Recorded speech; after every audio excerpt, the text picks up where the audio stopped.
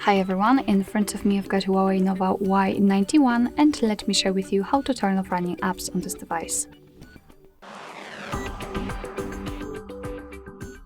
So first of all we have to open the recents, and it really depends on which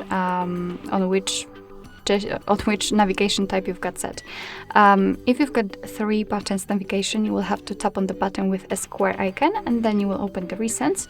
And if you've got the gestures, just like me, you will have to swipe your finger from the bottom to the center of your device and hold your finger somewhere here, just like, maybe not like that, but we've just opened the recent, so that's okay.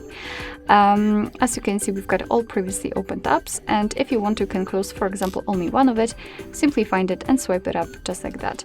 But if you want to close all of them, tap on the trash bin icon.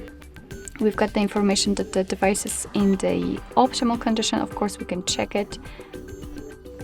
Hello, enter the recents.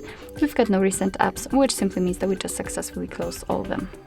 Alright, so that will be all. Thank you so much for watching. I hope that this video was helpful, and if it was, please hit the subscribe button and leave the thumbs up.